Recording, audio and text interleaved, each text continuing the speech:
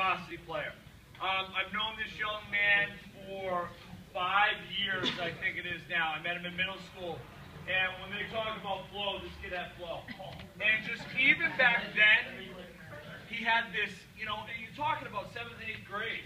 You know, I met him on the lacrosse field, and he had this, like, desire to always be better.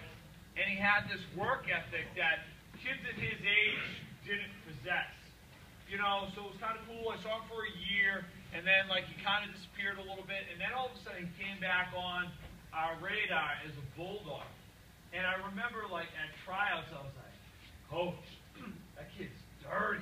Like, and dirty in the sense that, like, he worked. Like, he was a work, and in his sophomore year, that year, he was like top 6 forwards for us. You know what I mean? Like, he produced, he wanted to be a part of it. And, like, he worked in this insane sense. And then in his junior year, you know, I remember I thought he was never going to speak to me again because he got hurt. And, you know, he broke his hand, broke his wrist, you know, he broke it. And I think that's what he broke. He broke something here. So, and I remember it was the first time I really knew that, I don't want to admit it too much, but I cared about the boys more than I cared about winning. And I sometimes wish I cared about winning more than I cared about the boys. But, like, when he was cleared to play, I actually kept him out of the lineup for another game or two because I wanted to make sure he was okay. And I still don't think he's ever forgiven me. You know what I mean? He was named a captain, and the cool thing about this young man is when he was around, you didn't have to worry about anything because he set the tone.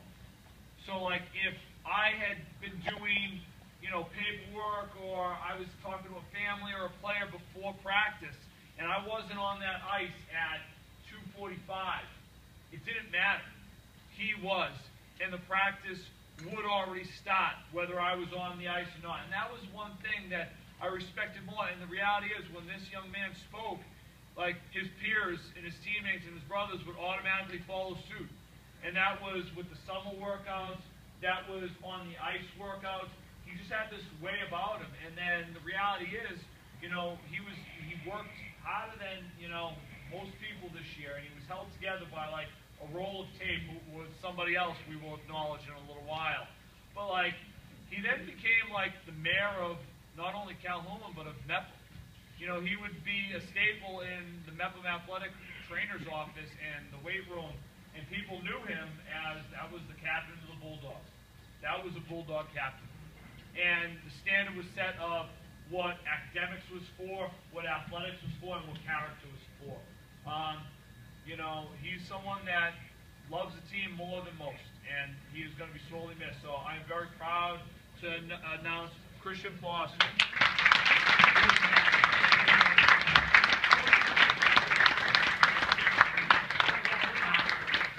He also gives really good hugs. Gives the awkward ones to the big guy. He doesn't fit.